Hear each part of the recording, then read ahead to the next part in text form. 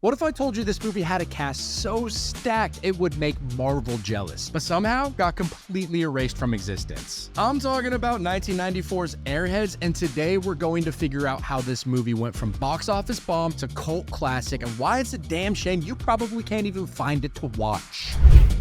You suck, you jackass.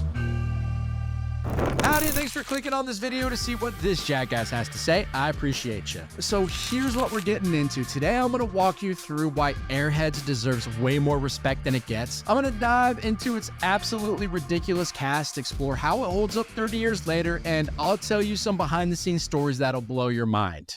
You're such a drama queen. Some of these stories include how Adam Sandler literally threatened to quit the movie if Brendan Fraser wasn't cast. Plus, I want to talk about the most frustrating thing about this movie. It's basically impossible to find anywhere, which I think is criminal for a comedy this entertaining. Stick around because I've got some wild trivia that'll make you want to hunt this thing down immediately. So what the hell is Airheads even about?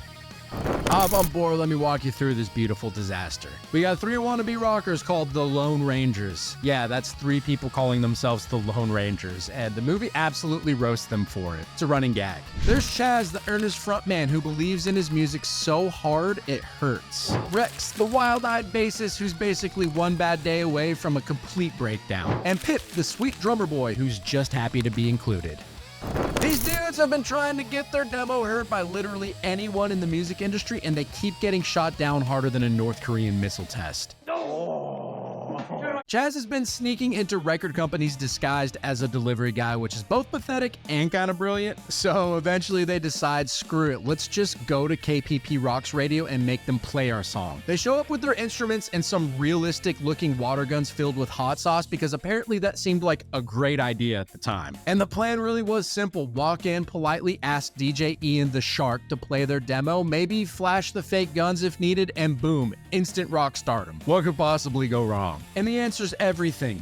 Everything could go wrong. The station manager Milo shows up and starts being a complete dick, calling Rex Hollywood Boulevard trash. So naturally, our heroes pull out the water guns and suddenly they're holding the whole station hostage. But here's the problem, somebody's already called the cops who think these are real weapons. And this is where I think the movie starts to get really fun. They're stuck in the radio station with a bunch of hostages, the building's surrounded by cops, and they still haven't played their demo. In fact, their reel-to-reel tape gets destroyed by a busted machine, so now they need to find the only other copy, which Chaz gave to his now ex-girlfriend Kayla, who just dumped him for being a loser. And what follows is 90 minutes of everything that could possibly go wrong going wrong. The crowd outside turns into a metal festival. Chris Farley shows up as a police member who tears off someone's nipple ring during a fight. Michael Richards crawls through air ducts like he's John McClane in Die Hard. Record executives smell money and try to exploit the whole situation. And the best part, I think, is that nobody inside the station is actually in any real danger because the guys are armed with squirt guns and good intentions. But the longer this goes on, the more ridiculous it gets. They have to negotiate with police, deal with sleazy record executives, find Chaz's ex-girlfriend, and somehow still manage to get their music played. All while they're pretending they're dangerous criminals when they're really just three dumb guys who love rock music a little bit too much. And the whole thing spirals into this perfect storm of 90s chaos where media coverage turns them into folk heroes. The music industry tries to cash in, and our three criminals just want people to hear their song. It's like Dog Day Afternoon was directed by someone who actually understood rock music and had a sense of humor about it.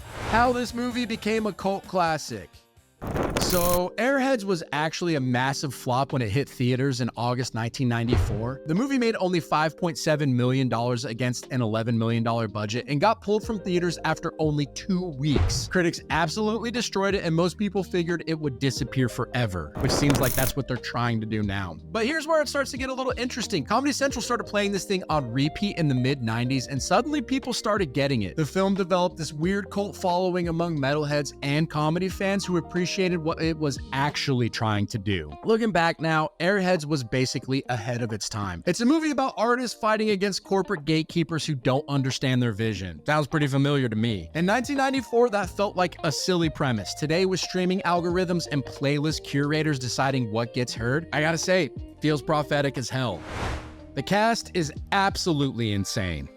I mean, I wouldn't be doing this movie justice if we didn't talk about the cast, because holy shit, you got Brendan Fraser as Chaz, the earnest frontman who's trying so hard to make it work, Adam Sandler as Pip, the sweet drummer who's just along for the ride, and Steve Buscemi as Rex, the bassist who delivers some of the best lines in the whole movie. That's only the tip of the iceberg. Then there's the supporting cast. Michael McKean as the uptight station manager, Joe Mantegna as Ian the Shark, the burned out DJ, Chris Farley as a police member, Michael Richards crawling around in the air vents like he's in Die Hard, David Arquette as the stoner intern, Judd Nelson as the sleazy record executive. And then there's a nice little Easter egg. This movie had 2 Ghostbusters in it, Ernie Hudson and Harold Ramis, plus cameos from Lemmy from Motorhead and Rob Zombie. This was like the Avengers of 90s character actors, and somehow nobody talks about it. And this movie really does sit in this weird spot in all 3 lead actors' careers. For Fraser, it was right before he became an action star with the Mummy franchise. For Sandler, it was his first major movie role after SNL, but before Billy Madison or Happy Gilmore. And for Steve Buscemi, it was just another perfect supporting role in what would become an incredible career. Why this movie actually works. In my opinion, what makes Airheads so special is it never mocks the character's passion for music. Yeah, they're total idiots, but they're idiots who genuinely believe in their art. The movie gets that being a struggling musician isn't just about fame, it's about being heard. The story's beautifully simple, but what makes it work is that every attempt to play their demo fails in increasingly ridiculous ways. First, the tape gets destroyed, then they have to find Chaz's girlfriend who has the only other copy. Then that gets complicated because she's pissed at him. Director Michael Lehman, who also directed Heathers, knew exactly what he was doing here. The cinematography captures the mid-90s aesthetic perfectly. The radio station feels lived in and real, not like some Hollywood set. And I think the sound design is crucial because this is a movie about music, so when they finally get to play their song, it has to feel earned. And honestly, this movie isn't just a dumb comedy, it's actually about artistic expression versus corporate control. The radio station represents everything wrong with the music industry. They won't take risks, they only play what's safe, and they have zero respect for the artists creating the content. YouTube. When Chaz yells, "They've got the guns, we've got the numbers," which is a line from The Doors' 5 to 1, by the way, he's channeling every artist who's ever felt shut out by the system. Does it hold up? And here's the thing about Airheads, it's not a comedy that's gonna make you laugh until your sides hurt. It's something better. It's consistently entertaining as hell. The laughs keep coming, the characters feel real despite the ridiculous situation, and honestly, 30 years later, it still works. Yeah, of course, the movie came out in 1994. Some stuff feels dated. The whole premise relies on people not having cell phones, and the idea of radio being this important cultural gatekeeper feels ancient now. But the core story, artists fighting to be heard, I mean, that's a tale as old as time. The movie earns its happy ending because these guys never stop believing in their music, even when everything goes wrong. And honestly, I mean, you gotta say that's pretty inspiring. And here's where things get pretty interesting. First off, Adam Sandler basically discovered Brendan Fraser. We were in a movie called Airheads. Remember when I discovered you? Yes. You were just a kid. Remember when Paulie discovered you and I stole you from Paulie and said, "Get on over here"? Is that how Airhead- it shook out?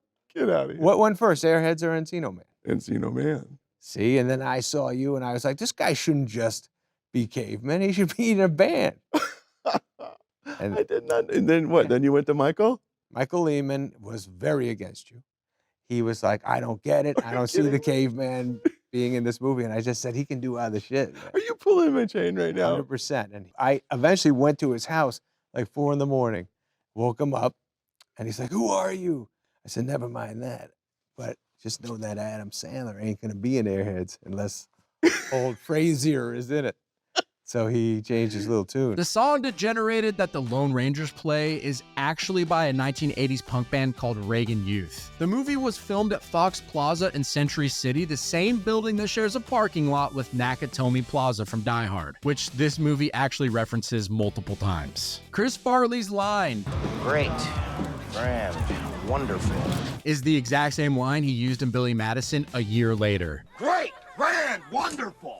And I love this. Rex, Steve Buscemi's character, was named after Rex Brown, the bass player from Pantera. And the crazy thing is, Airheads feels more relevant now than it did in 1994. Independent artists are still fighting to get heard, except now they're battling algorithms instead of radio DJs. The core frustration is exactly the same. Brendan Fraser and Adam Sandler reunited for that Actors on Actors interview in 2022, and you can see how much affection they still have for this movie. And Fraser's recent comeback with The Whale proves Sandler was right about his talent all along. Honestly, I think he's one of the most likable guys in the entire industry. And here's just what grinds my gears and pisses me off the most about this movie. You literally cannot watch it anywhere. It's not on Netflix, Amazon Prime, Disney Plus, HBO Max, or any other streaming service in the US. You can't buy it digitally on iTunes or Amazon. If you want to own a physical copy, good luck. Blu-rays are selling for $250 to $350 on eBay, and even DVDs are getting pricey. The movie's been completely memory hold. It's like the industry wants to pretend it never existed, which is insane for a comedy with this cast that's developed such a devoted following. This is exactly the kind of movie that should be getting the cult classic treatment. Restored, remastered, loaded with special features, and available everywhere. Instead, it's just disappeared into the void, and